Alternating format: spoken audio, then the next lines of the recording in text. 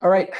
Again, good evening to those of you watching us from Eastern Time, and very good night for you watching us elsewhere. Thank you for your patience. Thank you for joining us tonight. This is the first of a series of Mountada Debates hosted by the Syrian Forum, where we host movers, shakers, important people discussing topics that are related to Syria, developments in Syria after the fall of the Assad regime, the new government, its role, its functions, its problems, its issues, all in an attempt to draw a critical eye on all issues related to Syria, conveying those to those in the Syrian American community first and foremost, but also to those English speakers who are interested in all things related to Syria, conveying a Syrian perspective about all these things. My name is Jamal Mansour, and I will be the host tonight. I thank Mr. Qutaiba Idlbi, the Director of the Americas at the Foreign Ministry, for joining us tonight. I know he battled Damascus traffic, and to those of you who know Damascus traffic, he's done a great job arriving a little late, but not too late. Thank you for joining us, Qutaiba. Thank you for making it tonight. Thank you for allowing us to have you as our first guest. I want to ask you first and foremost, how's the new job? How are you settling in? What was happening before, and what is happening right now? Perfect. Thank you so much, Jamal. Thanks to Syrian Forum for having me, and apologies for the delay for everyone watching at home. It's Damascus traffic. Especially in Damascus. Yeah, it's quite late for them. Well, I mean, I've been in Washington before this job for a little bit over 12 years. My main work has been policy development around Syria. So it seemed like a natural evolution for me, basically. Moving from the streets of Damascus to Washington, working on policy, and then coming back here, basically, yes. As I tell many people, when I got to Washington in 2013, many asked me, why did you choose Washington? And I told them I believe in 6,660 miles titanium bridge between Damascus and Washington, and that I was in Washington to start building that bridge from over there. So I guess what I'm doing here right now is just building the other side of the bridge. That's a big construction site. Yeah. So before we get into the topic that we want to tackle tonight, how's the construction? How's the construction work advancing, you think? I mean, not easy, of course. We're working with the administration with a lot of real estate development, I guess, in a sense.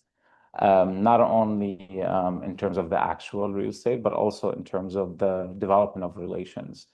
So I think as Syrians, we're very lucky to have this sort of administration sort of perspective in Washington that is very much focused on building relations. I think it's an echo to really the mentality in Damascus today, which is focusing on shifting from 50 years of foreign policy based on blackmailing, based on instigating instability across the region, different areas of the world, to a foreign policy based on partnerships, based on economic development, and based on benefits for all. Right. So thank you for this. We're going to go into the meat of the matter, basically, and talk about Syria in a second. I'm here to moderate. I'm just saying this for the benefit of our valued audience. We've already pre-discussed this, you and I. I'm here to just convey some of the more contentious questions about the contentious issue of what happened in Syria. I'm not adopting any position here. I'm just conveying in order for you to be able to critically evaluate the government's position on this. So I would like to start by you just giving me a brief, as brief as you can, version of events of what happened in Syria according to the Syrian government. What is it? What happened according to your perspective? First, there's no brief version of that, not because of the complicated nature of the events itself, but there is no brief way to describe when innocent people lose their lives. Sure. For different reasons, whether it is the violence that comes with chaos, or is it, whether it is because of the narrow interests that some individuals really see their interests through, and they're willing to throw the interests of the community, the interests of the country under the bus for them to be able to achieve their own interest. But in summary, I mean, after the liberation of Syria, after the fall of Assad, we've faced a situation in Syria that was a continuous continuation of the policies of the Assad regime, in a sense. In 2023, when Syria basically erupted for different reasons against the Assad regime. The Assad regime created a new reality in the province. Yes, it was willing in a way to negotiate or delay its comeback into the province, but it did create multiple military factions within the province to ensure divide and rule. Exactly. One, divide and rule, but also to ensure continuous presence in the province in a less official way. So we've seen, Lu'ay al-Ali, other officials in the intelligence, establishing different militias and armed groups within the province. Many carried assassinations, many carried drugs trafficking, and many ensured, again, like this continuation of the military presence. When the regime wanted something done, they can just use one of those military groups to achieve those goals without really directly intervening with them. So advanced battering rams, plausible deniability in the whole thing. I don't know how plausible was that deniability, but in a sense, the Assad regime didn't really care about that. So we did inherit that. But in addition to that, basically, the presence of those military groups created a safe haven for officers from the regime, whether Druze or not, to come into the province to seek refuge, in a sense, by the environment that those groups created. So from day one, as the government basically took over and was taking over a DDR process, a disarmament process, of course, the focus of this process needed to be the remnants of the Assad regime, which basically created an opportunity for Iran to come back, for the regime to come back, because the focus has been not to turn back before December 8th. We're not going we're not turning back the clock, is what you're saying. Absolutely not. Absolutely not. But that created a challenge because, in a sense, those pro-regime, even I can say current IRGC affiliated groups, they kind of went back to their more sectarian groups or sectarian background. They went back to their small communities. And basically, instead of saying, oh, we're pro-regime, they were like, oh, no, we're just Druze, we're Alawites, we're this group or the other. So hiding among the multitude of their own kind of sectarian background, local identity. I mean, in some cases, this local identity took a more local perspective, even if it was like a Muslim Sunni. But in other more common forms, it was, yes, a more sectarian identity. Right. So that was always a challenge because whenever basically the government needed to work on resolving this, it was always confronting the sectarian identity that saw itself as one unit, in a sense. Or there was always a fear that by targeting basically those groups, it would be understood as a more sectarian targeting rather than its political nature, which is, again, going after remnants of the Assad regime and officers of the Assad regime who, until December 8th, were with the regime. Right. So that was always a challenge. So we tried to work around that for so many months. The focus has been that, on one hand, the government is not going to try to use groups within Syria against each other. The idea was, okay, how can we support basically many of the groups so they can try to resolve issues with those groups, where it's possible, do reconciliation, where it's possible, do disarmament, where it's possible, put pressure on those who are now willing to take in consideration the interests of the province and the community itself. And we've worked with, in the last few months, specifically on improving the security sector there by basically opening the doors for, members of the Druze community. Yeah, absolutely. So, I mean, between February and June, we've recruited a little bit over 700 of the Druze community, both in the Ministry of Defense and the Ministry of Interior. That's not a big number for a province like Syria, and there were reasons for that, because people basically who were, or individuals who were trying to join the military or the security were threatened, whether indirectly or whether directly, basically, you know, through themselves, their families, or indirectly by threatening to cut aid, by cutting social ties, by some ostracization and what have you. Exactly. So that was always a challenge. And in a sense, you know, the government has always chosen that we don't want to get into a military conflict. We don't want to resolve this issue through military means. Because for a specific reason, not because of the lack of will or the lack of means, but specifically because Syrians have witnessed 14 years of war. And we do believe that 14 years of war are enough. We do believe that people are tired of war. And we do believe that in addressing any of our problems, there are always, you know, a collection of tools that you can use. But there are many political, peaceful tools that you can always use that are in the best interest of the community.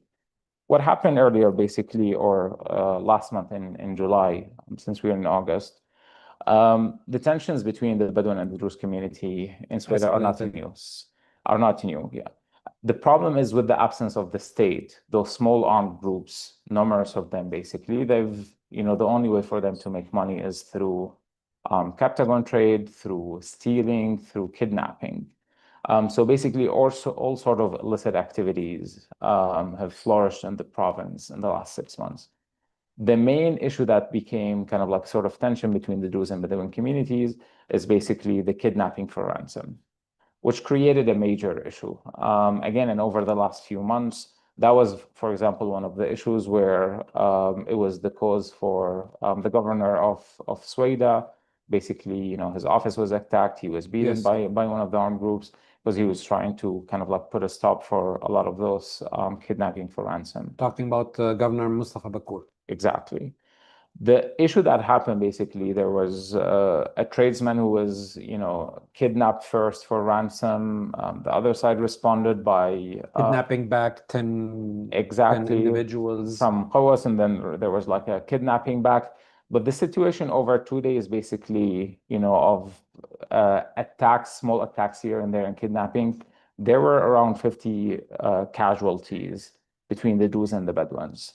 And we got to a level where we're calling on every side, basically, to calm things down, to allow the government, basically, to resolve this issue, to, you know, let everyone be free. But it reached a level where we got, I think, 50 or 51 casualties between the Druze and the Bedouins. And there was a siege set on the Bedouin neighborhoods on Syria. And that's where kind of like things reached the level that it couldn't really be, you know, let alone. So the government decided basically to go in through the Damascus-Suwaida highway and basically use that highway as a buffer zone between Bedouin communities in the western side of the province and Druze communities in the eastern side and in the city. And basically, the government was acting as a peace force in that sense, separating the two forces. The first thing that happened, the first night basically that happened, is that on that night, the quote-unquote military council of Syria attacked the government forces, killing 15 and kidnapping around 30 from the Ministry of Defense. And that, in a sense, escalated things to the other level, because we're not now dealing, you know, with a local issue. We're trying to resolve things. We're dealing with an active aggression, you know, against the government forces who are trying to break things away. There were immediate communications with all of the Druze leaders, not only with Bal'ous and Suleiman Abdel Baqi, but also with Yahya Hajjar, with Jarbour, with Hinnawi, you name it, with Hassan Atrash. All of the leaders you can think of, including Al-Hijri, were communicating and told, we can't tolerate this situation. This needs to end. And we need to basically get everyone out, not only the Bedouins who are, you know, if their families who are being held hostage in Qawas and other areas are not released, are going to launch an attack, but also, you know, a lot of the families where the Ministry of Defense soldiers were taken from, like, we're risking like a more social breakout between Druze and Conflagration, yes, and many communities. So we're very clear, we need to end this, we need to stop it. Let us go and basically end that situation in the Bedouin neighborhoods in the city and allow those people to come back, and we'll keep the situation as is. Of course, while those conversations are happening, the attacks from the military council continued on multiple locations, on the outskirts of the city, on the western side of the province. So basically, as those conversations, were emerging and the Bedouins, restarted their attacks, we made a very clear decision that this situation cannot continue. We need to go in, we need to release everyone who is held hostage, but mainly we need to break the siege on the Bedouin neighborhoods of Syria, and we want to resolve that in the most peaceful way that could be possible. Long story short, in a very short period of time, basically over a few hours, the military entered and basically broke the siege on those neighborhoods and took most of the city. And we made a very clear decision there. Of course, it's always not a good idea to send your military into to deal with street wars and fighting military groups within civilian populations.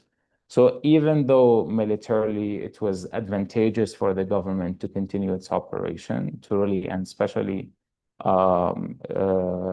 military council presence in east of the province, we made a very cautious position to actually seize everything, pull the military out. That's before any intervention, and basically just put the Ministry of Interior inside the city. Mm-hmm. And the decision was, we don't want, again, a military solution. We tipped the scale enough, basically, to push for a political solution. Let's stop there. Let's just enforce. And basically, in a matter of hours, the army was pulled out. The Ministry of Interior was pulled in, distributed all across the city. And basically we're sitting with all of the Jews leaders, including Al-Hajri, basically, who made a statement through his Facebook page, basically agreeing to, having the Ministry of Interior coming in and all of that. Overnight, basically, until the morning, Al-Hajri made a reverse statement. What we understood happened, his son, basically, who's spending more time in Israel than he's spending in Syria and Arne, called basically for Israeli backup. And we've seen those large attacks on the Ministry of Interior presence and, across Syria. And in a matter of hours, we have had hundreds of casualties between dead and injured. And that's why we were still talking to the different leaders of the Jewish community within Syria, including Hajri himself, to try to calm things down and our message was very clear. We're here to help, but mainly we're here to prevent something much worse from happening. Let us be the force to break this fight. Otherwise, we don't want different communities to be facing each other and solving their own issues on their own hands. Unfortunately, no one listened, but I think more importantly, by calling on the Israelis to intervene, which is something, of course, Israel would have loved to create more tension and more division within the community, the government was left with zero ability, basically, to stay in the city. Even at that time, the government actually was in the city still trying to negotiate when the Israelis were hitting our positions. And as you saw, the Israelis also hit the Ministry of Defense or the Chief of Staff here in Damascus. Not for anything, but for them, it was a good show. Especially when all the TV cameras were... It did leave a mark. Absolutely, absolutely.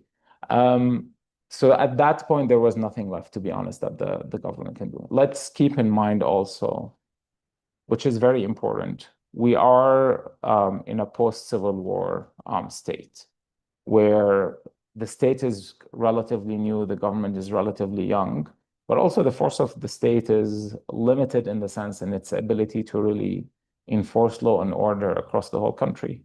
We are where we are today based on collective discipline among all Syrians. We have all agreed after December 8th, one way or the other, basically, that we want this experience to succeed, and we don't want to go back to civil war. And that's why we have been successful in the last 8 months, basically, maintaining the peace to relative extent. The problem with collective discipline, if it's basically based on collective buy-in. If one person or one group breaks that discipline, everyone breaks. And Right. that's exactly what happened in Sweden. Okay. The government is out. We've seen the unfortunate violence that, took over like the province. And I can tell you from the moment Israeli intervention happened, the violence escalated, our priority remained the same, which is we want to put in ceasefire and we want to break away the tension that caused all of this. So from, day one of the violence, our message was very clear. Stop shooting, release civilian hostages, and we will work on calming everyone down. The main problem has been for the few days of fighting and even the 10 days after, there was always resistance to really release civilian hostages. And I'm not talking about fighters. I'm talking about at least 1,500 Bedouin women, children, and elderly who were held hostages in Kafar and Shahba. And those were basically the main reason why attacks, not only this time from the tribes and the Bedouins, but also from many communities who felt the injustice that those people are going through. Of course, in addition to all of those, as we call them, faza'at, basically, and we've seen in the report of, from the events of the coast, the self-mobilization amongst Syrians when the events in the coast happened, were around 200,000 fighters. And that's, I think, probably a small force of the much bigger fighting force in Syria right now that is outside the institutions of the state. Because we need also to be very clear here about fact. And I'm sorry, I'm jumping to specific facts here because I think it's important for this is your bit, so take your time. Thank you. When the Ministry of Defense was established, the HTS coalition basically used its own coalition, which has its own command and control structure. It's been trained over 5 years.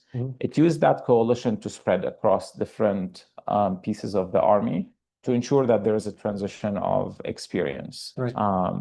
And basically, a lot of groups were called in. The problem with the liberation, in a sense, is that a lot of fighters, there is no forced conscription anymore.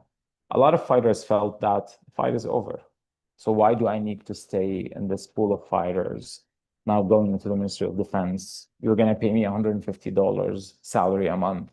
I can get 300 working construction. 100%. I mean, at least 300. But I get to keep my gun. 100%. And that has been our main problem from day one. You have this large pool of fighters that has been outside the force. I mean, of course, every Syrian is armed to the teeth now. But we're talking about experience. Not this guy.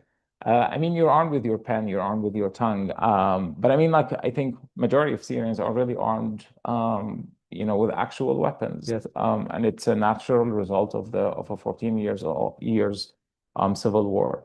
The problem with that is, in a state like the state of Syria today, after a civil war, everyone feels that they do own this experience, and they do rightly so. The problem is, a lot of people, when they feel the state is threatened, they want to take things on their own hand. Not because they support the government necessarily, but because, again, they don't want the clock to turn back into the era of Assad. And I mean, I think naturally, the majority of Syrians are traumatized of that era. So they're willing to do anything basically to make sure we're not turning back. If you remember when the events in the coast happened, people were describing it as a coup attempt. And in a sense, this description of a coup attempt, again, it's not a protectionist move of, the current government, even though I think there's a lot of support there. But I think it's a protectionist move for the experience itself, for the fact that Assad is gone. Right. So that is the situation we're dealing with right now. I think what really didn't help in Syria, I mean, of course, what happened since the ceasefire, I can tell you the majority of our work has been since the ceasefire. One was on cementing the ceasefire itself, making sure the reasons that led us to the fight itself do not come back, mainly the holding civilians as hostage, which thank God, we've secured every one of them out as of last Tuesday. Okay. But also it's those communal tensions, within the community. But I think the main challenge that has been facing us is, what do we do about Israel? And I think the main issue here is that at every turn, we're seeing attempts from leaders within the Druze community who really don't want this ceasefire, who really don't want this peace to hold. And they're calling, as we've seen today, like every single day there is an attempt, one way or the other, to reestablish this fight. I don't know if it's a promise of military support. I don't know if it's a promise of a Druze state led somewhere in the south. The one thing I know that whatever this is, it's not for the interest of the Druze community. It's not for the interest of Syria. And it's definitely not going to bring the selfish personal glory that some in Sweden hope for themselves. Okay. Thank you for this brief, not so brief, because this is a complex situation, and I wanted you to have full capacity to unpack this from the state's perspective. There's a book that's called Seeing as a State. Now you're doing that on our behalf. My time right now is to give you the alternative viewpoint here. There are several issues that you've, to me, mentioned that are key.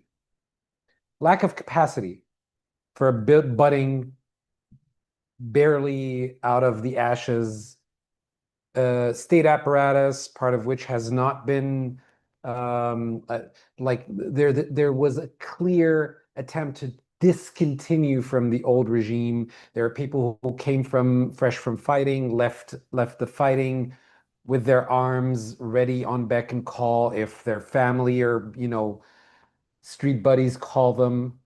The state attempted to go and enforce peace, is what you're telling me.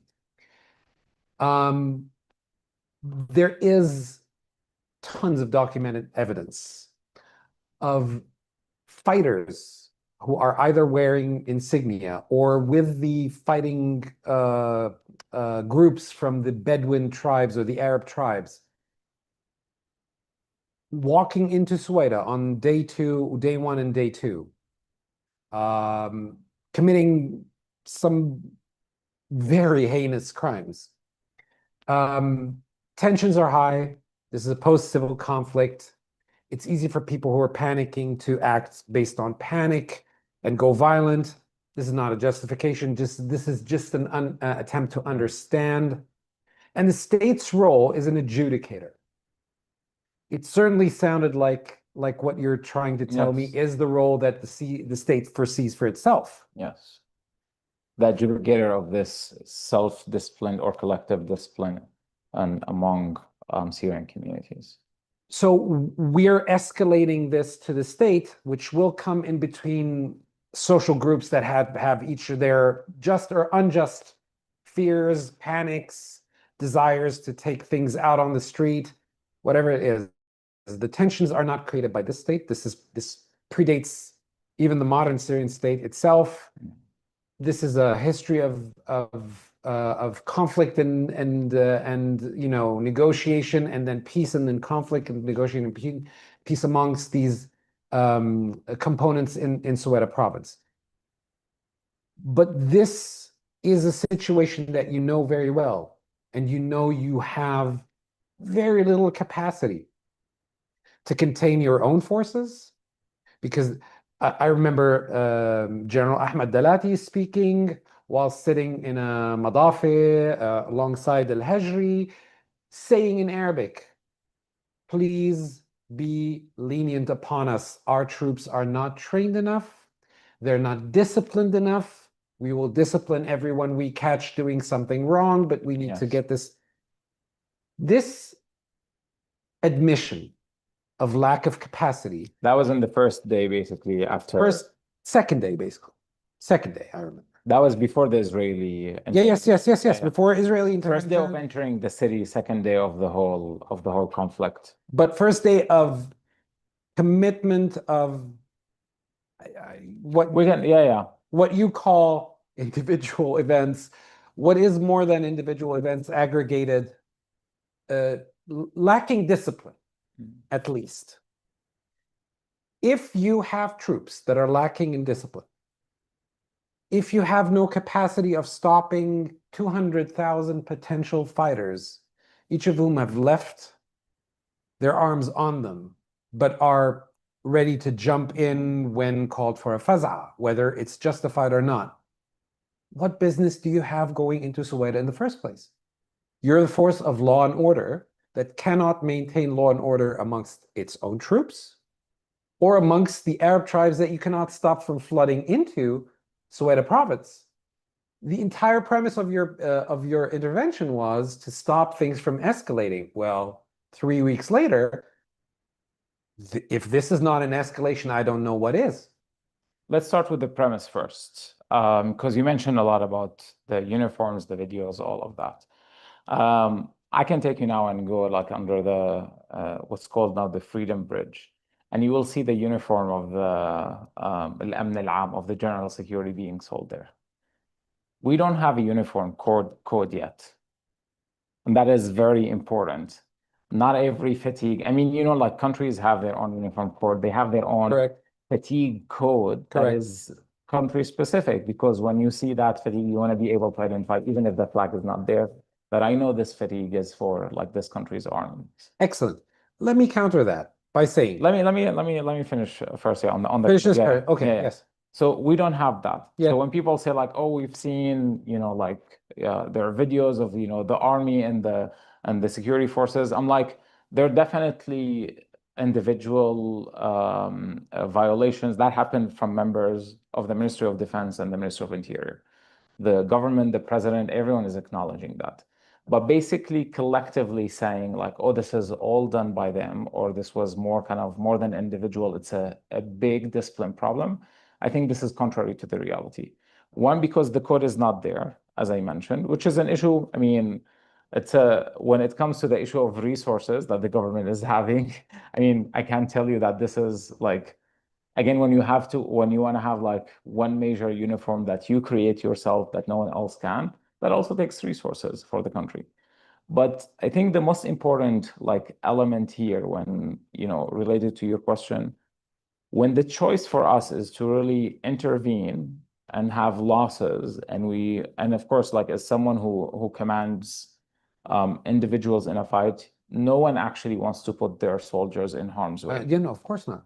But the options were either you let that happen and you let basically people kill each other, or you take the chance where you can actually stop the fight. And I think we took that chance from early on. And I think without Israeli intervention, I don't think we would have seen any of what we have seen today. But I'll tell you in numbers when it comes to violations specifically. When we're still looking into the issue of fighters that were held basically as prisoners, basically, or are detained by the different factions in Syria. So we're looking at numbers, figuring out how many people are held. From the first day of the ceasefire, the numbers for us are clear. It's a little bit less than 60 people. 30 of those were taken on the first night of the fight. That's basically the operation that instigated this whole thing. So you tell me that I have an undisciplined force. If I do have no, whoever it is, yeah. The general was saying. Yeah.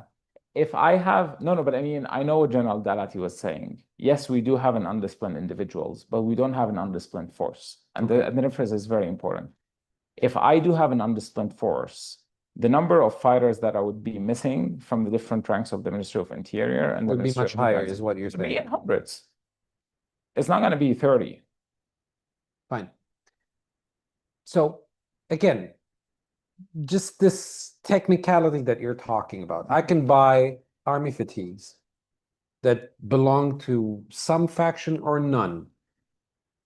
How do I tell those armed people manning checkpoints everywhere around town are official, belong to a disciplined, hierarchically organized law and order force? If I can buy army fatigues and pretend that I am Hayat Tahrir Sham, I am whatever of the old forces, the whole premise of President Sharar coming to power officially the first meeting was a meeting of the factions, Yes. in which everybody was seated around the room so that the world can see everybody is in line. Everybody is in order. There's an organized force now running Syria. So what you're telling me is we are in a situation where there are official people with uniforms that can be either replicated or that exist multiple uniforms that can, in a situation like that, people can get lost in the mix. 100%, yeah. It's up to me to determine as a civilian under duress in Sueda who is who, and then not. No, it's not up to the civilian in Sweden to determine not to fire, like false accusations and get into the khasbara business. Yeah. Do you understand what I'm trying to say? But here, this is the thing. Who is actually launching the false accusations? I mean, I'm someone who've actually been tracking disinformation for a while and working on tracking disinformation for a while. You've got your hands busy, I know. Yeah, well, I mean, what we've seen since mid-July until today is probably the biggest disinformation campaign on Syria that I've seen in 14 years. To the extent, I mean, some of it was intentional, and I can tell you as someone who's been involved in the negotiations in Sweden, some of it was intentional with leaked information, by one of the parties involved. I wasn't the one leaking information. I can tell you there was a leak on the other side, but it was with the intention to really increase the chances of renewing the fight. I think that was very clear to us. But also at the same time, again, like we've seen, as you've seen on the news, there were news about evacuating all Americans from Syria. There were news about an assassination attempt on President Shara, on the Minister of Defense, that even big news agencies actually took those news and ran away with exactly. without verification. So we've seen that. So no, it's not on the civilians on Sweden or like people who want to protect themselves to try to identify who's who. So I mean, like people have the right to self defense. The issue here is with the narrative. The problem is we're not the ones building the narrative. As Syrians, we're not the ones building the narrative. We've identified at least 6 countries basically where major disinformation campaign since the beginning of the fight. We're basically leading the narrative on Syria. None of them, I can tell you, have a Syrian majority population. To the contrary, probably. So it was clear when it comes to the narrative, there was not only an attempt to change realities on the ground, but also there was an attempt to shift the narrative in support of those realities or in support of continuing those realities on the ground, where we have this confrontation between not only kind of like what wanted to be seen as a Druze minority and a majority-led government, a Sunni government, but I think the goal was to really instigate a fight between the Druze community and the Sunni community in Syria. Okay. Make this basically an issue that Syrians will be fighting on for not only days, but months and years to come. Okay. Agreed. First of all, I needed to ask you this in the beginning, but it was so exciting I got into this. We can be on first name basis. Sure, yeah. You're an official, but yeah, I can call you by your first name. So Qutaiba, my question really is, again, we're circling back to a theme that to me is very clear. Lack of capacity. You're faced with a combustible situation that you've been patient on for 7 months. And then on a specific issue that you saw was either necessary or a good time or both for the state to come in and enforce law and order and separate warring communities and, restore peace, lest it get worse. On the second and third day, you've realized this has already gotten worse. The second day it was worse, and then the third day was an Israeli attack. The fourth day was an Israeli attack over Damascus itself.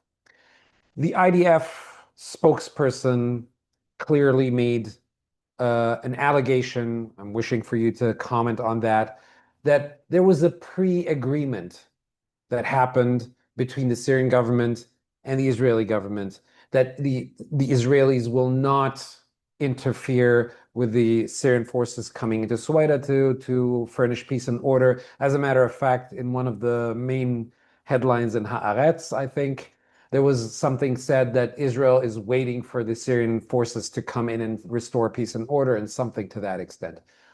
I'm not saying this to believe anything. I'm just saying this to set up the narrative for you to counter or clarify. This supposed agreement, according to the IDF spokesperson, was broken when the Syrian forces moved in with heavy pieces of equipment, of military equipment, of tanks, basically. On the second day, tanks were surrounding the National Hospital in Syria. There were reports of, I have a friend of mine who was actually shot while trying to escape, was being treated at the hospital and saw the tanks attack, and then, was almost being taken out on the street until an aerial attack with drones from the Israeli side happened. He didn't know it was the Israeli side. He heard it in the news afterwards. So the Israelis claim that the Syrian side, our side, broke a verbal agreement, some kind of unwritten agreement, that Israel shall not interfere as long as Syria did law enforcement, but not enter heavy equipment. How untrue is that? Or true is it? Was there a pre-agreement in Baku as has been circulated? Yeah. I'm sorry. Yeah. I'm sorry, but I do have to ask these questions because these are swirling around. I'm not adopting or not adopting these. As an observer, it doesn't sound far-fetched because the timing is, it makes sense, right? We are in advanced talks with the Israelis. It's been announced by even Syrian officials that we are in advanced talks. There are contentious issues, but we are still talking. So it makes sense to assume that what was said on the Israeli side has some ring of truth to it. How true or untrue is that? And how motivated was Israel? Because in your narrative, it sounds like the Israelis were sitting and waiting until somebody in Syria decided, hey, Israel, come, and they said, okay. That also doesn't sound very plausible to me. So where does the truth lie in between these two polar opposites, do you think? Back in February, Prime Minister, actually since December, between December and February, Prime Minister Netanyahu made 2 visits to Washington. Some of his discussions back then were focused on Gaza, but a big part of that was on Syria. And his vision, at least that he presented to He's not very happy with what's happening, right? Absolutely not. And basically what Netanyahu was saying at the time is, we see what's happening in Damascus as a precursor basically to another October 7th in Israel 30 years down the line. He's saying that if we let this thing in Damascus grow... He doesn't have 30 years on himself, but 30 years down the line, Turkey and Syria are going to invade Israel and do something worse than October 7th. These are not my words. These are Bibi's words, basically, in Washington. So that is the perspective, at least, that Bibi is coming from.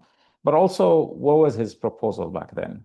Let's divide Syria into 3 areas of influence. An area run by the Israelis, an area run by the Turks, an area run by the Russians, and kind of like a central Syria, that is just abandoned. Like, the best thing that could happen for Syria is just to divide the country and just leave it as is. At least the best thing that could happen for Israel and Syria. And that was the perspective.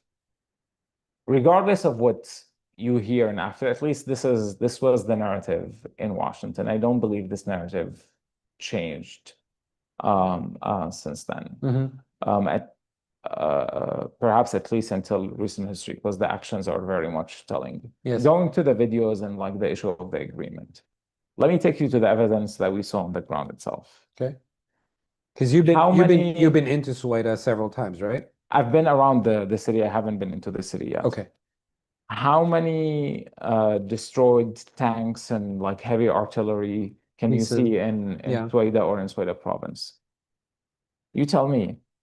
I haven't been. There was You're the guy who's been. So there was one artillery that basically like heavy artillery, basically what you call like an armored عربة نقل مصفحة. oh yeah, so an APC, armored An personnel APC, carrier. Yes. exactly. That was targeted. Yes. Outside, way outside actually, Sueda city, like basically on the highway.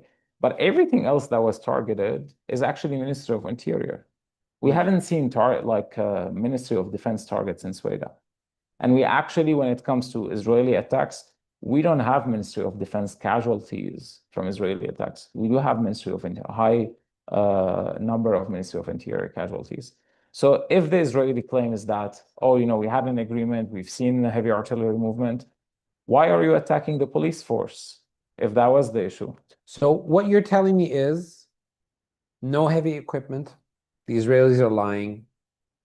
And your line of the story is we only got into Sueda.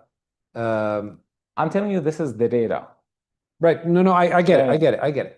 And the Israelis were basically on call. Bibi was sitting, waiting for Sheikh Muwaffaq Tarif to call him because Sheikh Hajari called Muwaffaq Tarif, or his son was visiting. And over a coffee, they said, well, we need you to help us with these Syrian Interior Ministry forces. Please bomb them out of I'm telling you, there's a suspicious series of events that were happening at the same time. One, the movement in Sweden itself, and we've seen, again, continuous presence for Salman al-Hajri, or a lot of troops for Salman al-Hajri into Israel from Arne, where he's staying, yes, in occupied areas of Syria. We've seen increased Israeli activity and support for the militias in Sweden. And along with that, we've seen a lot of preparation politically in Washington by pro-Israeli groups. That might be all a coincidence. I don't believe in a lot of coincidence. I don't believe in conspiracy theories, but also I don't believe in a lot of coincidence in policy. So the issue that, for example, there had been some kind of form of agreement in Baku, which predates the intervention of the Ministry of Interior into Sueda, that's a coincidence you're willing to let slide. But these coincidences in Washington are not coincidences. It's either a series of, because you can correlate. What I'm trying to say, what basically makes that narrative false? Which narrative? The narrative that there had been a pre-agreement, that the Syrian side had, in a sense, given some assurances, made some obligations onto itself. Do you understand what I'm trying to say? Yeah. I do understand. Again, that, yeah. I'm trying to push back because these are questions that I've received and you've agreed to. I think so. Here's the thing: the matter here that people are asking, not that whether there is an agreement or not. The question is, was there an agreement that the government violated that caused basically those series of events? And you're saying, and what I'm saying, the evidence on the ground is telling us a completely different story. Okay. And that's what we need to look at. Okay. So when Israeli is saying like, oh, we had an agreement and this was violated and we took action, my response is, look at what you're saying, there was an agreement not to enter heavy equipment, and that's why you took action. But what I see on the ground, that you have only targeted the police force, basically, that was keeping the peace. The Ministry of Defense was not attacked. The Ministry of Defense, as you said, forces. You mean the forces, yes. Yeah, the forces of the Ministry of Defense took Suwaid hospital, took basically majority of the city, and then were pulled out. And it was the police force who was stationed in the city. So if the goal of the Israeli attack, as the Israeli government is trying to frame it, as in like, oh, it's a response to this violation, then where are the pieces? Exactly. Where are the pieces first? And then if that is the reality, why didn't you attack the ministry, like the Ministry of Defense forces on day one? The reality is there was, whether it's a coincidence or not, the situation in Sweden created an opportunity for Israel to intervene and basically push forward for a situation where they can have more cards on the table, utilizing individuals on Sweden who were actually knowingly willing to bring Israelis on board with everything that Israel brings on the table. They were willing to bring that forward. regardless of how much the whole country can lose because of those actions. This is the reality. All right. Granted, let me ask you based on that. I'm just piggybacking of what you're saying right now. So, Qutaiba, do you feel played?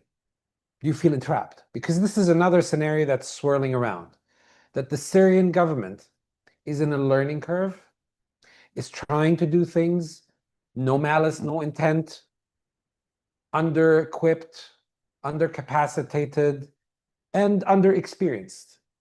And you've been caught in an April Gillespie moment of sorts. You know, the American ambassador to Iraq, who is supposed to have said to Saddam Hussein that whatever you do with Kuwait is none of our business, which was taken as a green light. Were you trapped? Were you guys bamboozled and taken for a ride and then caught in a situation out of which you could not extricate yourself? Is that a thing? Or can you dispel that notion? I don't know if we were trapped or not, because again, that gets us into the conspiracy theory part. I think I agree there were mistakes. I think we should have seen basically the link between Israeli actions and seen that basically Israel is going to take any opportunity to push forward such agenda. I think we should have seen that coming. Are we learning basically from our mistakes? Yes, absolutely. I mean, you described the situation at the beginning. How? No, I mean, in How are all you of our learning from your process, mistakes? yeah. I mean, like we spoke about like one small thing, like about the issue of the uniform code, for example. Like one of the first issues now, like the Ministry of Interior is prioritizing to work on, is to actually come up with not only the uniform code as in like something that you can identify, individuals, not by name or by number, but actually figure out, yes, like what's our uniform code and how can we make sure that we're the ones basically producing this, that basically members of the general security, of the government security are recognizable, and not everyone basically who holds a weapon and wears black trousers and a black shirt is a member of the general security. So that is I think there are many lessons we can look at, since December. But again, this is the thing when you said at the beginning, when you described the situation, we do understand what the situation is like. And no one willingly, just based on a realistic assessment, would come in and be kind of like part of taking on this job. If you want to think rationally about this, I would have stayed in Washington. I wouldn't have come back. No one, I mean, there is nothing rationally appealing, about taking this responsibility. You remember I was telling you that the other day. I mean, God bless you for doing this, but what the hell is going through your head? It is the right thing but we're doing this because it's the right thing to do. Because if I'm not doing this, and if you're not doing this, and if others are not doing this, who's going to be left to do this for the country, and who's going to be left to do this for the people? Yes. And this is at least, after 14 years of war, where every Syrian single household has a detainee or has a martyr. At least I think what we can do is take on that responsibility. Right. Are we going to have we done a lot of mistakes? Yeah, absolutely. Are we going to continue to do mistakes? Yes, absolutely.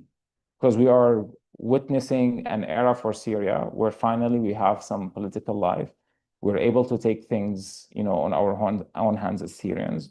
We have a proud, very young, very immature, but also very proud experiment right now in Syria.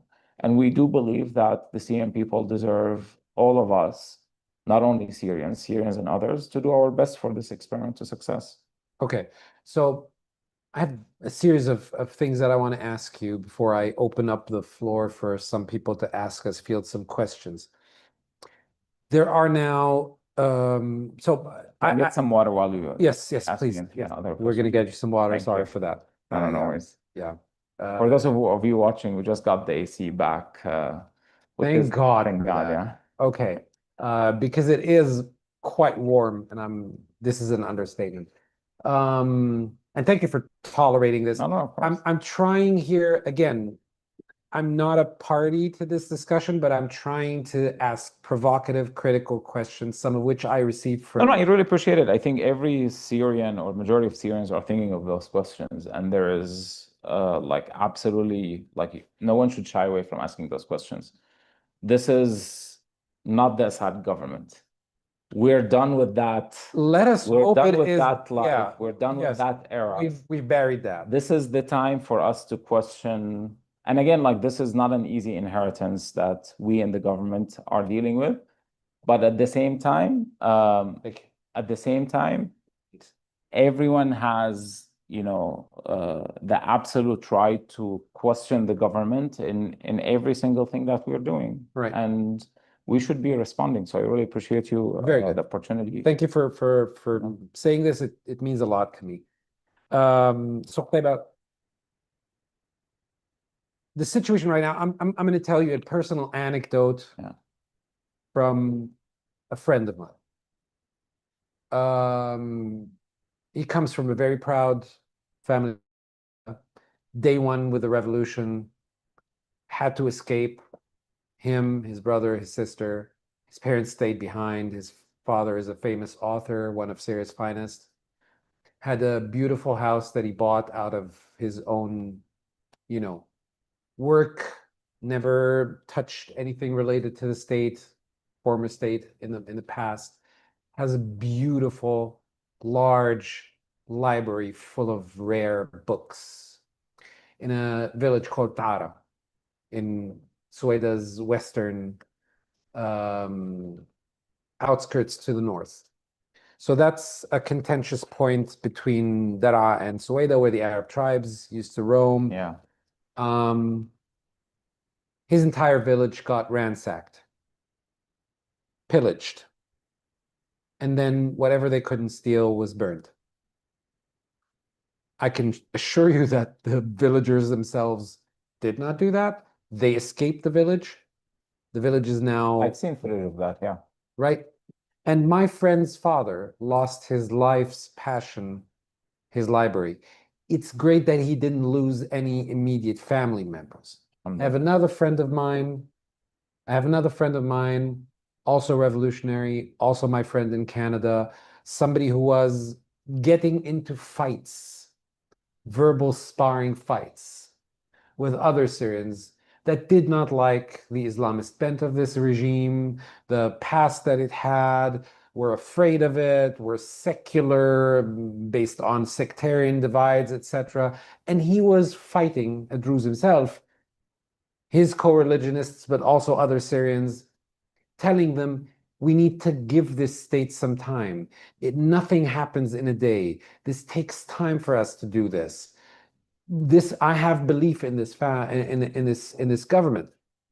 And on the second day, his younger brother was taken out of a car and shot dead in front of his mother and his two sisters for no reason or no justification.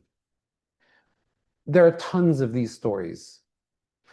We can say these are all rumors, this is fabrications, etc.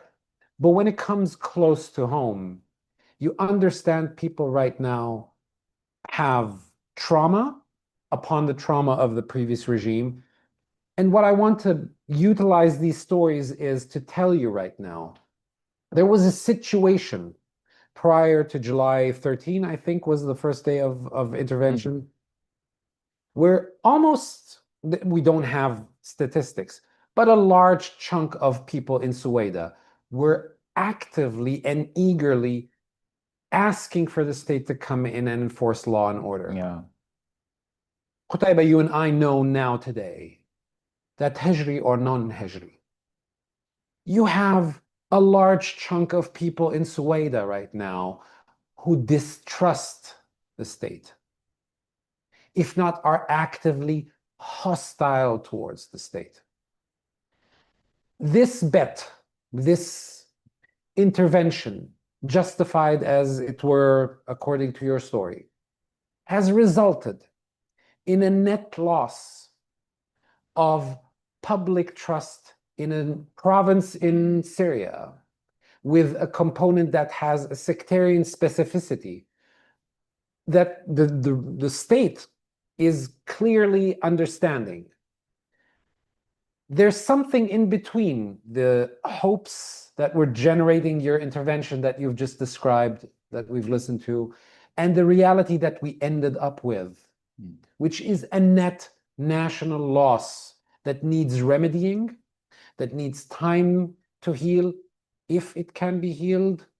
It needs an intervention from a lot of people, uqal, you know, people Understood. with minds, and what is the state's vision,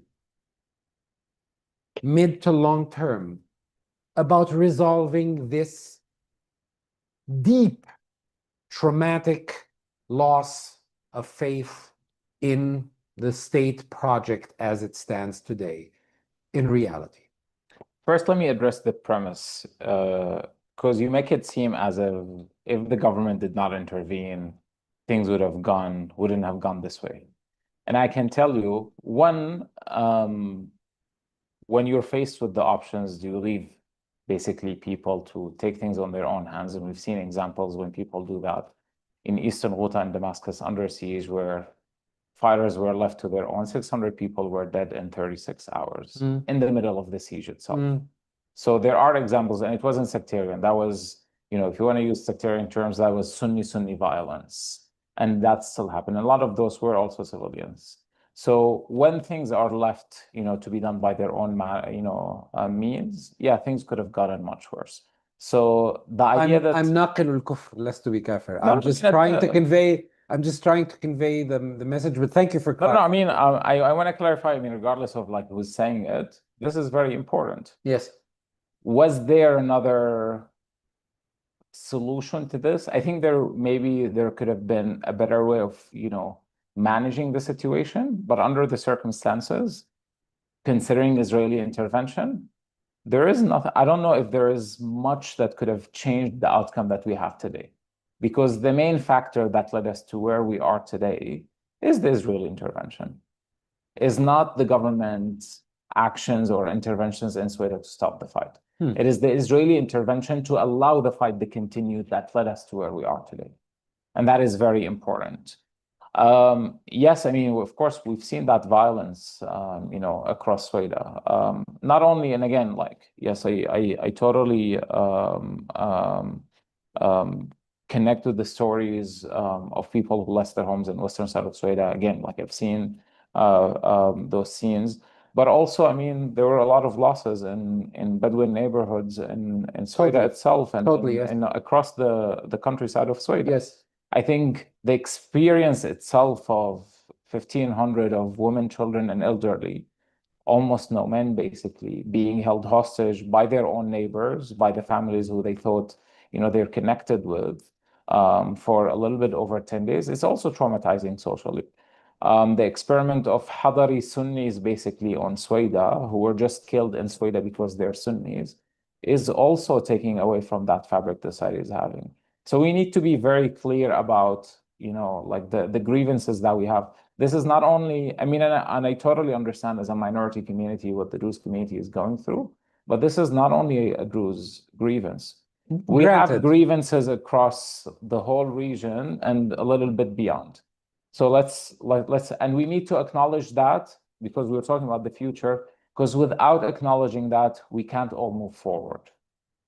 We can't keep denying basically the fears that, of course, minority communities have, because they are minorities in terms of numbers. But also we can't continue to ignore the grievances that a lot of people have. And they have grievances of the Assad regime and anything that in any way, shape, or form is connected to the Assad regime. And without addressing and acknowledging those two grievances, we really can't move forward. And this is not regardless of what the government can do. In this situation that Syria is in, and again, with the existence of this, the biggest force in Syria in terms of military force is not the government. It is the Syrian people. And again, for this experiment to happen, regardless of who's in government, whether it is Ahmed Shara or someone else, it needs this collective discipline, and it needs this collective willing from all Syrians to decide to move forward as one force. Beautiful. Let me ask you a question. So let me tell you first on Yes. what needs to happen. I mean, I can tell you on Syria, we have, our main track has been, let's just diffuse the situation. Release the hostages, which we were able to secure after very long negotiations. Yes. Release the detainees, basically, of fighters, which has still not been secured. Unfortunately, what we're seeing is, I mean, on one hand, there isn't command and control structure in Syria. There are so many different small armed groups. Yes. But also what we've seen is that many of those who were detained were actually killed on the spot. So this is also creating a lot of tension. So what we were saying, release the detainees, but also allow the Syrian Red Crescent, ICRC to come in and collect the bodies and at least be able to bring something back for the families who are still waiting. Yes. And there are a large number of families outside Syria, basically, who are waiting for their relatives. And there is a risk when, if that does not happen, that basically, yes, those people, will instigate another fight, because Syrians rightly have nothing to lose anymore. So we need to move forward. We need to stop the bloodshed right now. We need to stop the losses right now. We do have a lot to lose. And that's what we're telling all Syrians. Right. It's beyond the immediate, do you foresee some kind of mid to long-term solution? First of all, will the situation right now in Suwaida, as I've understood, and please clarify if my understanding is wrong, be policing, wearing uniforms, state uniforms, as in to acknowledge the officialdom of the Syrian state? I mean, that is a small thing. Like, this is not a part of this. So let me tell you, like, the solution basically has the two tracks. On one hand, there needs to be accountability. Yes. And that's what the Ministry of Justice with a special prosecutor would basically be doing, basically looking at the facts and bringing people to justice. Of course, I'm going to answer a question you might probably have. You're going to tell me like, oh, we haven't seen anything in the coast. We haven't seen accountability. What we've seen from the events of the coast, we've seen a lot of arrests. But yes, we haven't seen any actual courts. And that applies not only to people who committed violations in the coast, it also applies to the regime folks. Yes. We haven't seen any judicial action. There's no transitional justice but also framework in place, which is another big issue.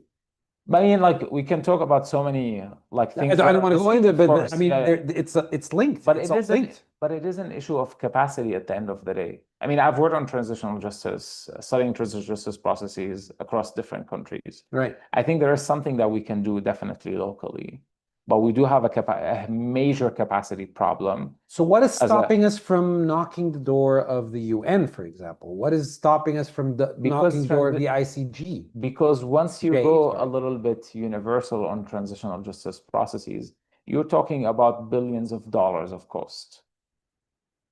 Our vision is whatever support is going to come to Syria is going to come to Syria. The question is, where would that money come? And there's a short window, basically, for the international support to Syria, because right now the focus is on Syria. A year or two from now, it's going to be Gaza, Ukraine, Sudan, you name it. So there is a window on that. The question that I'm faced with as a government, do I want that international support to come to international prosecutors, to come and set up shop, do accountability, transitional justice, cost me, with the case of Syria, probably between $6 and $10 billion. Do the justice that we want. It would probably take 10 or so years, and then have the country left with nothing.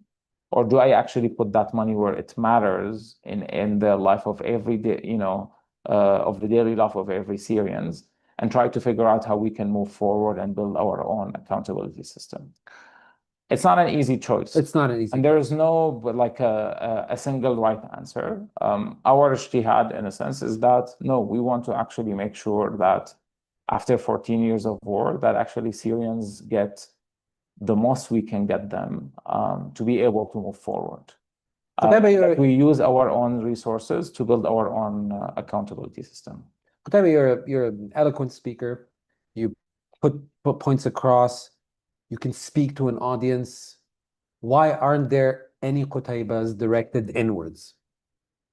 I've visited your ministry. It's I mean, there are people with caliber that have been attracted like yourself from plush jobs in Washington, elsewhere, left everything, came, dedicated, are paying the cost daily, going through traffic, the heat, grilled by questioning interviewers and stuff like that. That's but then your gaze is directed onto projecting Syria's official position, defending it, being critical about it, outwards.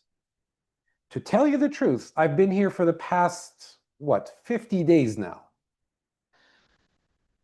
I mean, I have not seen on a situation as tenuous, as important, as fragile, as combustible, and as long effect as Suwaida.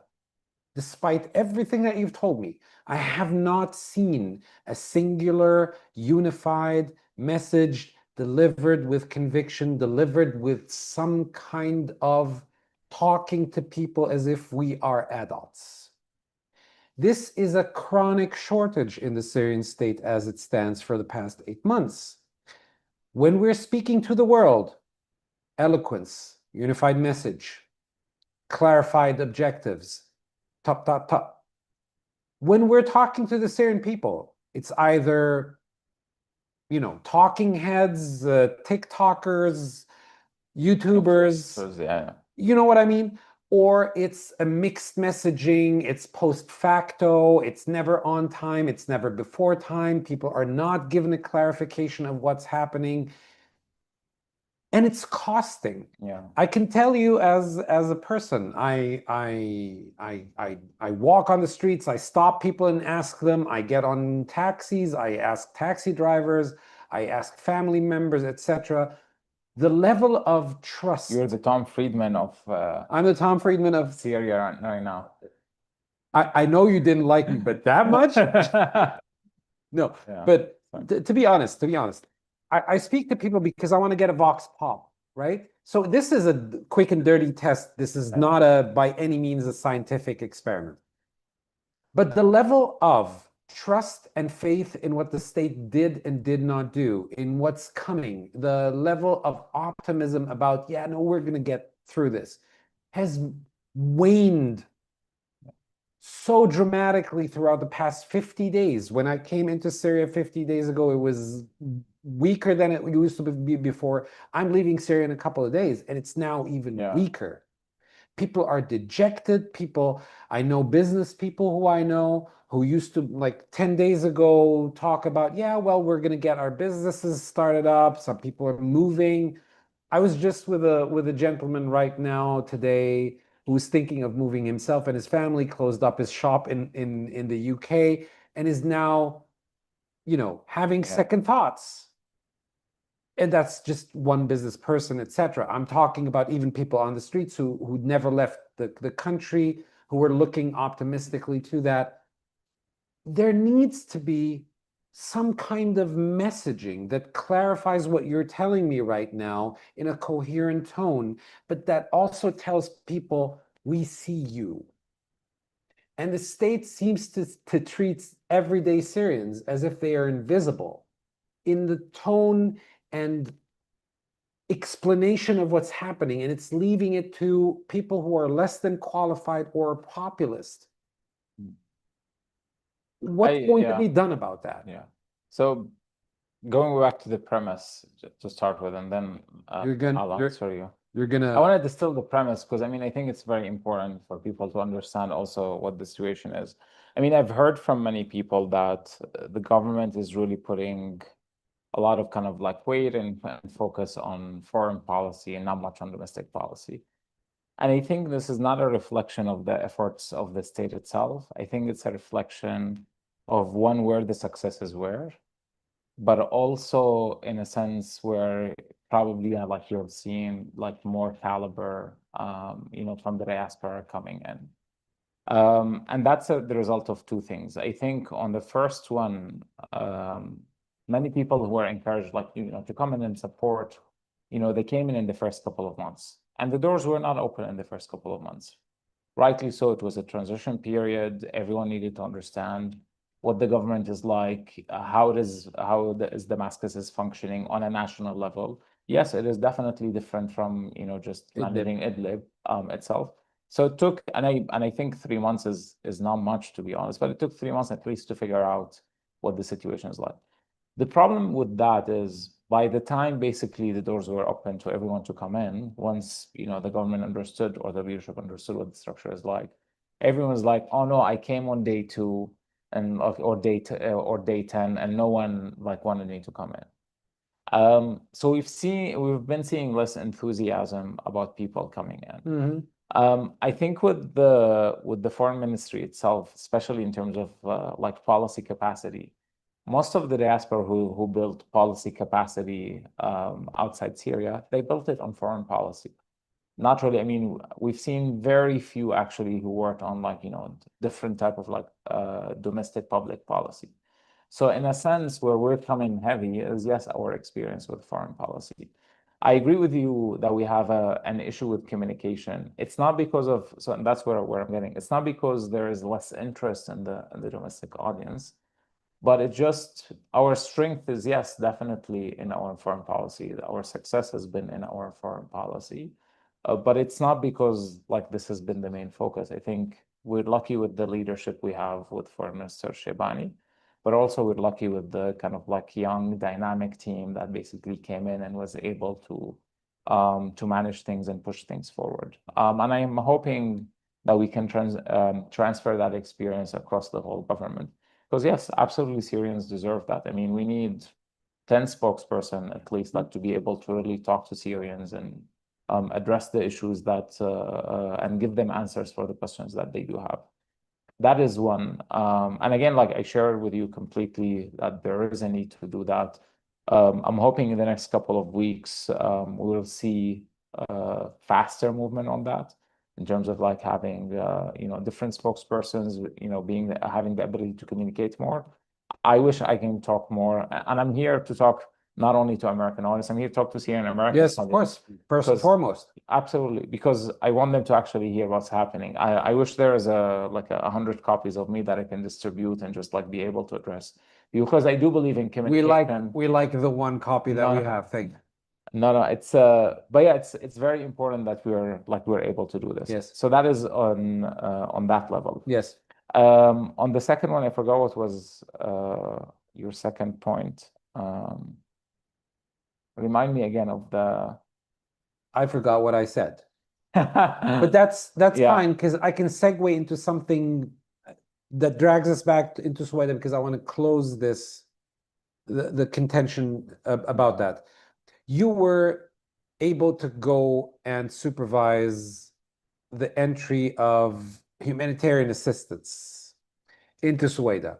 You did not go into Syria. Were you stopped from entering Syria, or was it a choice of yours, or was that a government decision that no officials shall go into Syria? It wasn't my job to go into Syria at that point. So we are managing communications. Because at the end of the day, it's not about the show. It's not about just, you know, hey, showing up, I'm inside Syria. I do understand, I mean, if we wanted to, like, we have the connections, we have those channels with everyone in Syria to be able to come in and talk. But I know also at the same time, as someone who is taking a little bit of a front line, that for many in Syria, many residents of Syria, they're not going to be happy to see anyone from the government. I do understand this. And I appreciate you mentioned that there is like probably a lot of mobilization, not necessarily with Al-Hajri. I don't think the majority of the Druze community are happy with the Israeli intervention, or happy with the linking the Druze community with Israel, with the, you know, considering its actions and its policies in the region. But it is a mobilization in a sense against the state because of, you know, what they've seen. Because it's in a sense everyone is trying to go back to the main circles, you know, that they know, that they are most familiar with, the family, the sects, rather than the nation or the state. So that is totally understandable. So my job there was not really to be like, I'm trying to help build bridges, trying to help resolve the problems. The government, in a sense, and I've said that the government didn't leave Syria. the teams who are working on fixing infrastructure within Syria are government teams. They didn't come from the military council or quote unquote, I don't know if it actually exists in reality, the autonomous administration of Syria. They are government teams. They get government salaries. And even at some points, I mean, they were beaten or shot at by military factions within Syria.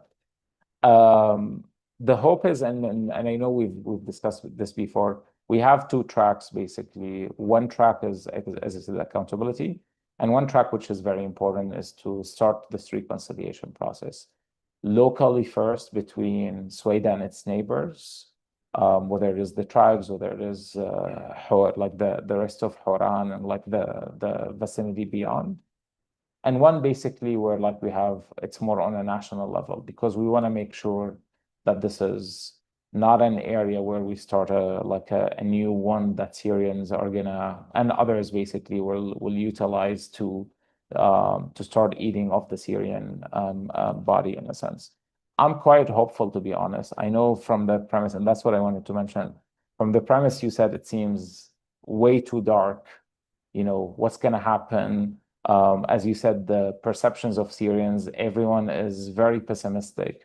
I was pessimistic, by the way, during those days, not necessarily because of what was happening, but specifically because of Israeli intervention. And I think for many, again, the images of, you know, what Israel was doing, it's not, I think Syrians like myself are very hopeful about our ability to come together, regardless of the ones we have, and figure out a way forward. But I think what was very clear in this last incident is that the question is of whether Israel is going to allow this experiment to continue or not. And it showed that Israel has the means and has the tools, basically, to break this experiment or to push us again into civil war. And I think, again, I don't have the scientific tools, but I think this is an important element of why many people feel pessimistic, because they've seen and they know what Israel is capable of doing in other places. I'm optimistic, but I mean, again, like in reality, if I wasn't optimistic, again, I would have stayed in Washington. I do believe in the Syrian experiment. I do believe in the Syrian people. And I do believe that despite 14 years of war, the loss of 1 million Syrians, on December 8th, Syrians decided to leave the past behind and move forward, regardless of whatever happened. Yes, there were moments where people were trying, you know, to look back where, you know, things are not stable. There are still some people who are trying to take, you know, justice on their own hand. But I think collectively we have made the decision to move forward. And that's something I think I'll, you know, as Syrian, I'll continue to be proud of for the rest of my life. But also it brings me hope that we can still do this, that regardless of what happens, we can still come back together, figure out what the issues are, work on solutions that work for everyone, where we can continue to live and where we can have like this one big, strong, beautiful country that can bring us together one day, inshallah. Let's hope. One last question before I try and open the floor, because we've overstayed our welcome. That's your third last question. What? That's your third last question. Well, I mean, you make this so appealing that I can't but continue. I would not leave this for like another 3 hours, but would we see President Shara in Soweto in the future? And would President Shara's visit, if it had happened, if he had decided to visit Soweto a few months ago, knowing, I mean, he's a daring person.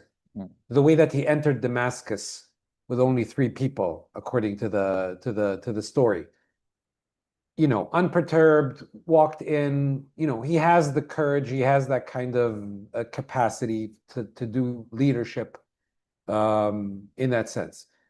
If he had decided to visit Soweto, would it have diffused this entire crisis?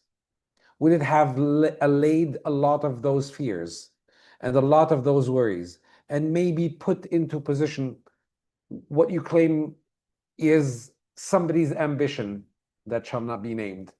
Yeah. Why didn't that happen? And would we be seeing him in the future?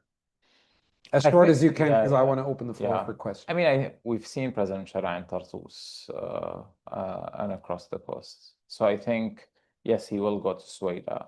I think we are where we are because President Sharia, not in the last only 8 months, but I think in the last 13, 14 years, have took, in a sense, courageous decisions as a leader and pushed himself and people around him to places where they were not comfortable with. Mm-hmm. And I'm not saying that as a compliment of any sort, no. etc. I think it's a description of the reality of who he is and how he's been. And I think it's like the story of this whole story of the last 14 years is by itself, I think, is remarkable enough to look at. But also, I think it's remarkable because it shows that he's willing to take courageous decisions where it matters, regardless of what the public opinion basically says or goes. Because I've heard a lot like, oh, the government is very, is sensitive only to public opinion. Definitely any government should be, that is trying to be representative should be sensitive to public opinion. But when it matters, I think, the president is willing to take those decisions. Whether that would have resolved things in the past or not, to be honest, I don't really know. I'm being completely honest. I think the complicated factors we are seeing in Syria, many we have discussed, many we have not discussed, I think make this a much more complicated issue that would have been resolved by, just showing up on the street. Not for anything because, and I'm saying that because the communication, the dialogue, the connection never stopped. Like even with Al-Hajri himself, and I'm being, very honest and open here. Like during the fight, yes, there was a time of cutoff where communication didn't happen because the other side decided they didn't want to communicate, directly with the government. But otherwise, the communication didn't really stop. So it's not really a matter of, I think, showing up or connecting. I'm hoping that would be the next visit to President Sharia would be just the end of this era and the beginning of a new era where communities can connect back, where we can seriously, look forward, put the past behind, not in terms of burying it, but address actually the past, resolve it, and be able to move forward on a much solid ground. And I think then we will definitely be seeing President Sharia leading us into that path forward. Okay, so there's a question that's addressed to me. Thank you for asking this. No, I'm not a member of the Druze community. I wish I were, but I'm not. I do not claim that honor. I don't know how this is material to the question, but thank you for even asking this. There are 2 questions that I'm going to shoot at you real quick. Sure. So to date, there are 39 displaced villages in Syria, and a large number of villages remain under the control of fighters who do not belong to the Syria government, Daraa, the official army, or general security. Who are these fighters? What is their legal status? Who gave them the authority to remain in these villages after the operations have ended? Was there any official inventory conducted to determine their affiliation? So in Syria today, there are either towns and villages that are under the control of the government, or there are towns and villages and cities under the control of different Druze armed groups. There are no third parties in that sense right now in Syria. So that actually premise is absolutely false. So you're saying there are none? There are none. The problem with Syria, and this has been the problem from day one. If you look at Syria on the map, like this point, this kind of north, east, and east borders is just desert. Yes. So just like an entry point, and that has been even when we were trying to resolve this issue, our message was, we can't really protect that part if we were not effectively there. ISIS can go from there. Iranian militias, if they want, they can go. Anyone basically can go from there. It's still, it's without infiltratable is what you're saying, and there's absolutely no way you can stop this at all. Yeah. So that area remains as such. because again, the state has been prevented from actually doing. But the premise of the question is this is on the western side of things. No. So I'm telling you that except for that part of the province, which is completely desert, yeah, that is no man's land right now. And that will continue to be a problem. In other parts of the province, there are absolutely no armed groups. Category. Yeah, absolutely not. Okay.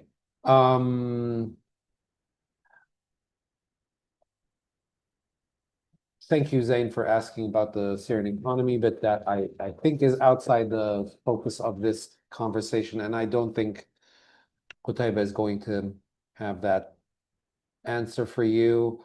Oh yeah, this is a very good question. Thank you, Sam Weiss, for asking this. Can we ask why the president thanked the tribes for such a mess and the crimes that they were committed? In his speech, President Shara started by, see, perception is reality at times. And for someone who is PR savvy, as the president has shown in several occasions, for him to intently start by thanking the Arab tribes and then say the Druze community are part of Syria, are our brethren, what have you. Thanking the Syrian tribes sounded like, I mean, at best intention, sleight of hand, at worst intention as we're not against you, we're just talking to the Druze in order to modify them, etc. If you're like, walk in my shoes if I were a Druze, right? And I'm already taken aback by what's happened, etc. This sounds like a slight. The problem with that is this is a specific devil's advocate. Yeah. No, I appreciate it. The speech was specifically directed at the tribes for the main purpose of asking the tribes and like the Faza'at to leave the province and stop the fight. Yes. This wasn't directed at the Druze community. This wasn't directed at Metropolitan Damascene audience or Metropolitan Alepan audience or to a Washington audience. This was directed specifically at a tribal audience. And I think the president knows well how to address this audience. So within that context of really... It's normal courtesy of talking to a tribal audience.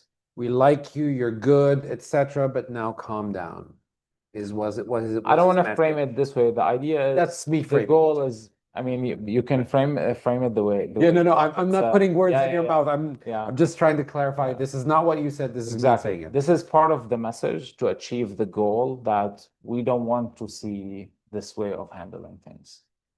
And I think the president, because he's actually dealt with a lot of those communities, especially tribal communities, I think he understands how to address that audience specifically best, especially considering the grievances that that community feels. Right. Again, the president was addressing a community that had at least 1,500 women, children, and elderly being held hostage in Syria.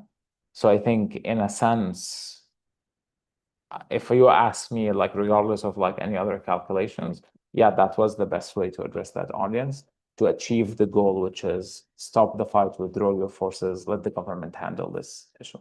I mean, I've tested your patience and everybody else's patience. I have one question in 1 minute.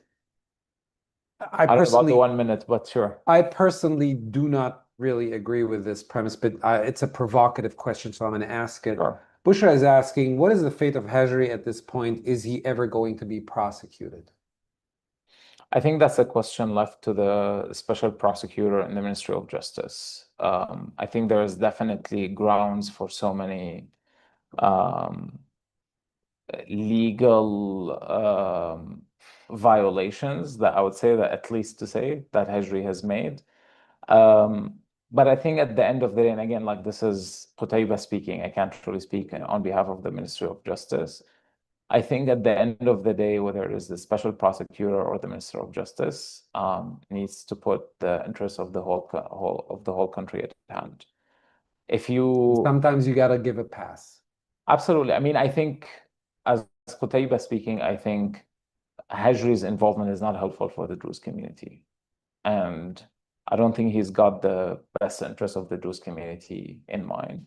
And I don't think he will be able to lead the Druze community to a place of prosperity and really connecting back with the whole country. Where would that go again? Like at the end of the day, we all have to make hard decisions for the interest of ourselves, for the interest of our own communities, but also for the interest of the country. So as long as we keep that in mind, I think this is the most important element we should be looking at. What is the best interest of the country right now? And then we should decide to move forward based on that. But most importantly, as you mentioned, be very clear as we communicate that to our people. We better. So one last thing that I'm going to say is thank you, Qutaiba, for allowing us this opportunity. Thank you for braving Damascus's crazy traffic and making it here. My apologies for the delay on my No, end. I mean, it is Damascus time. Thank you for following Mountada Debates. And this is one very difficult decision that I'm going to have to make, which is to end this fascinating conversation. There are tons of questions that I couldn't muster and ask. I wish that we had hours upon hours. Maybe we could do this again, talking about something a little more positive, or maybe something difficult and, you know, contentious. But I want to thank you for coming here again and for being, you know, clear and concise about this, and for not taking offense at me pushing back against the narrative. Please do remain faithful to Mountada Debates. We will continue asking these questions, talking truth to power sometimes, but also trying to clarify issues, to discuss with a rational, reasonable manner, representing SF, Syrian Forum's own ideas and ideals, but also trying to contribute to Syria by making this discussion reasonable, rational, away from populism, and as beneficial and as positive as we can towards building a new Syria that is beneficial for all of us. Thank you for watching us tonight, and have a great evening. We will see you in a couple of weeks.